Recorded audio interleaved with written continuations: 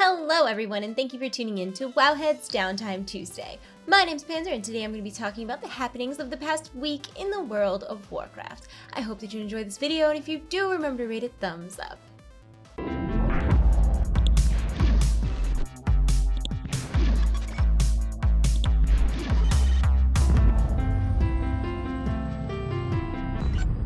First up today, let's talk a little about Blizzard's newly released MOBA game and why it matters to you, a WoW player. On June 2nd, the Team Brawler game went live after an extended period of technical alpha and closed beta and eventually open beta, and it brought with it a bunch of cool rewards for players of different Blizzard games. Heroes of the Storm players who also have a level 100 character in World of Warcraft will receive a mount that they can use in Heroes called the Ironside Direwolf.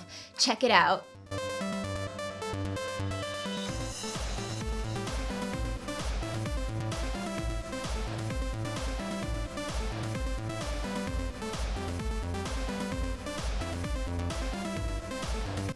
Like most Heroes of the Storm mounts, the Ironside Direwolf has 3 different color variations which you unlock as you level up your hero. It is also worth mentioning that you do not have to have an active World of Warcraft subscription to be eligible for the Ironside Direwolf. As long as there's a level 100 on your Battle.net account that is the same Battle.net account you use for Heroes, you're golden. Another reward for playing Heroes of the Storm is for players who are level 12 and higher. They will receive an exclusive Nexus-themed Hearthstone card back.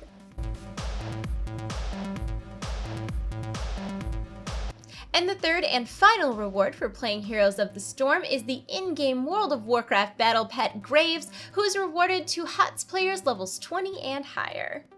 Graves is based on the Grave Golem from the Haunted Mines map in Heroes of the Storm. According to the Pet Journal, in one invasion of the Haunted Mines, a team of heroes only managed to collect a single skull. The golem that resulted, too small and too weak to do much damage to the enemy towers, wandered off into the Nexus, eventually finding his way into Azeroth.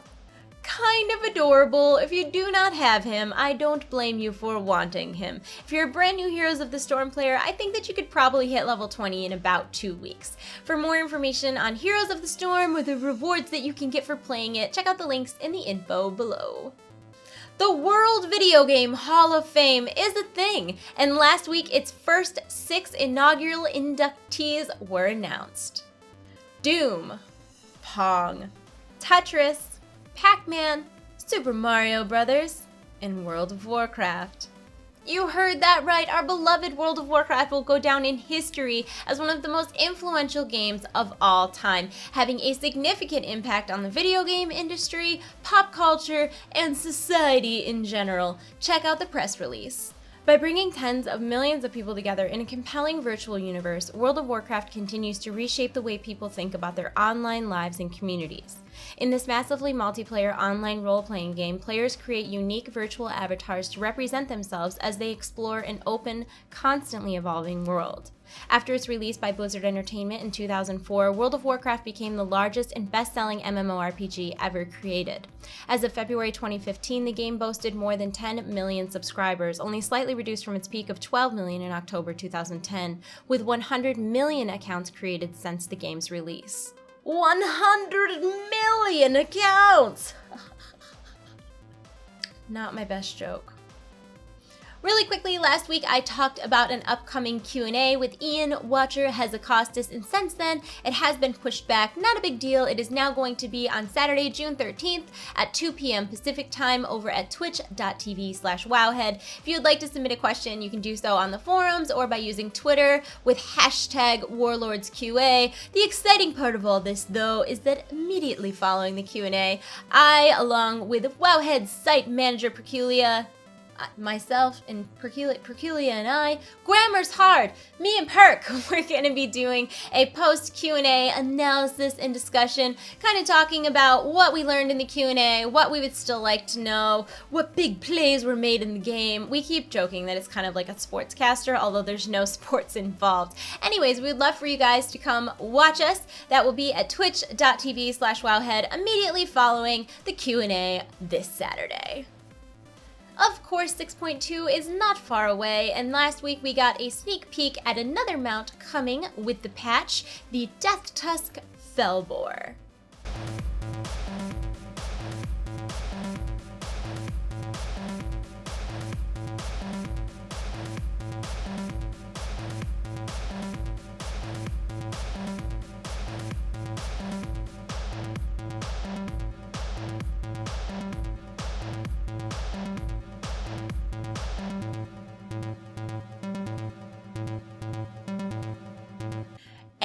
prompted a whole mess of discussion within the community about reskins, and my personal opinion on this whole situation, if anybody cares, which I'm sure no one does. Anyways, I don't really care. It doesn't particularly bother me because I've always thought of mounts and pets and stuff like that as like the fluff of a patch, and the meat and potatoes is like the raids and the new content. And plus with like shipyards coming, there are so many new ship models, and the ships are huge. They're gigantic. Wait till you see them for yourself in 6.2.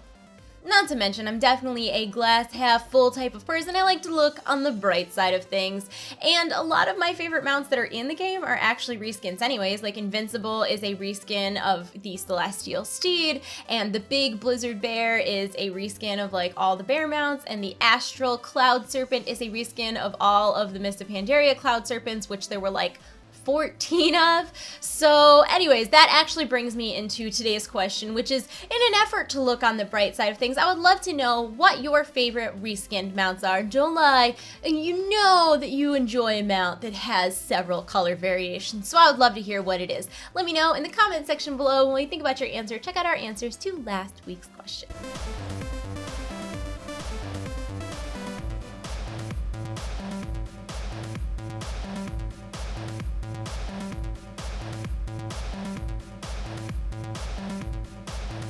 And that's it for this week's Wowheads. And that's it for this week's Downtime Tuesday. I hope that you enjoyed the video. If you did, please thumb it up, subscribe to my YouTube channel, answer our comment section in the comment section below.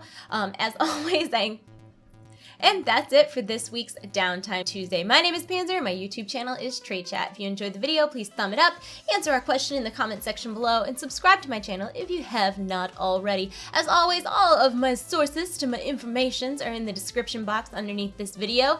And I hope that you'll come back next Tuesday and every Tuesday, because Downtime Tuesday, and also to see if your comment is in our featured section. I hope that you have a great week, and maybe you'll come hang out with us after the Q&A on Saturday. Also, Perk and I do a show called Wowhead Weekly on Fridays at wowhead.tv. Yeah, Wowhead, no. Twitch.tv/Wowhead. Oh my god, I'm losing my mind. Intros are not my strong suit. I'm gonna go, is it suit or sweet? I always wondered that. I feel like I've heard people say both. I feel like it's suit. Like, because you put on your good suit, right? And like, this is my good suit. I'm really good at my job. You can tell because do you see this suit? You wouldn't say sweet, my strong sweet. Does that like mean you're a can of soda? What does that even mean? I'm gonna go. Have a wonderful day. I love you all. You're in my hearts. I'll see you soon. Goodbye. Goodbye. Goodbye.